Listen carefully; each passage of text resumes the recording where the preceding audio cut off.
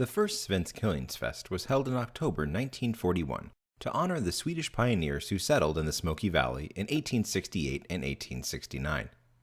Celebrations of a religious or secular nature have been an important part of life throughout the history of the Lindsborg area.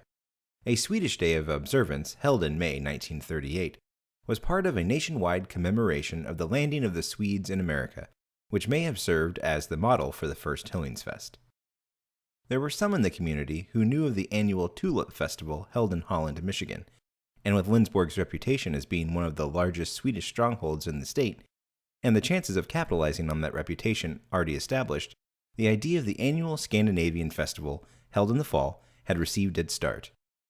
Lindsborg had cause to celebrate in 1941 as the centennial year of the birth of Dr. Olof Olsson, spiritual leader of the town's original Swedish immigrants. In addition, the year marked the 60th anniversary of the founding of the Bethany Academy, later named Bethany College, the 60th anniversary of the organization of the Messiah Chorus, and the 50th anniversary of the graduation of the first class from Bethany College, all historic milestones in the life of the Smoky Valley area. Dr. William Halwerda was elected general chairman of the first festival. A young physician of Dutch ancestry, Doc Bill had moved to the community in 1931. Halwerda's newly formed committee promptly initiated a naming contest.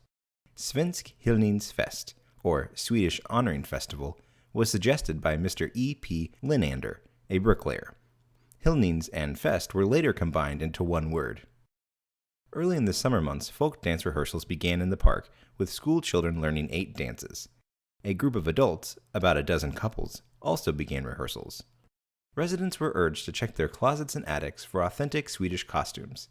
A Swedish costume showing was held on a Saturday night in the early fall in the Swanson Furniture Store windows, now the Swedish Crown. Costumes for the whole family were modeled, including the authentic costumes from Sweden and homemade outfits copied from originals or Swedish books. This show encouraged the ladies in the area to get busy with their sewing. Automobile caravans were sent to neighboring towns to publicize the festival, and all loyal residents were asked to start wearing their Swedish costumes on October 4th, nearly 2 weeks before the actual start of the event. The first Hyllningsfest featured entertainment such as an elaborate parade, downtown folk music and performances, a comedian from Munkfors, Sweden, now Lindsborg's Swedish sister city, window displays of Swedish treasures brought from immigrants, a Swedish movie, 2 smorgasbords, an evening variety program at Presser Hall on Bethany College campus, prizes for best Swedish costume, and a Sunday morning union worship service. While reports vary to the actual number of people who attended the festival, the people in adjoining counties flocked to the celebration, and people from 27 states and 3 foreign countries, Scotland, Sweden, and South Africa, all signed the guest book. While the first Hyllningsfest was successful, World War II dominated the community's interest for the next several years, and plans to make the Hyllningsfest an annual event were dropped. After World War II, interest in reviving the Hyllningsfest was strong. In 1948, the 100th anniversary of the settling of the Swedes in the Midwest was being observed by Swedish-American communities all over the United States, thereby rekindling the area's desire for a celebration. After Lindsborg's Swedish Pioneer Centennial service in April, plans to have the second Svensk Hyllningsfest in October 1948 got underway. Many townspeople felt that the festival wasn't a festival without a queen. Since honoring the pioneers was one of the chief goals of the celebration, they decided to choose a festival queen from one of the elderly area women of Swedish background. The queen would have been one who had lived in the community most of her life, and one who had been actively involved in service to her community.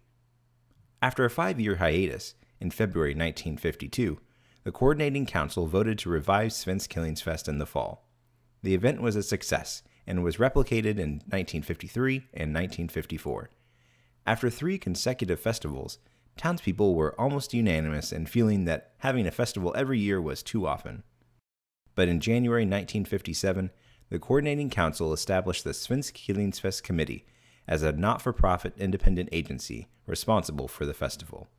This laid the foundation for a biennial celebration that have continued from 1957 to the present.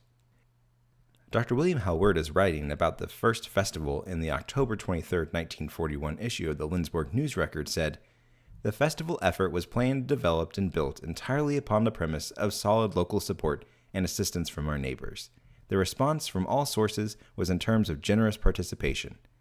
It is to such support we owe our success.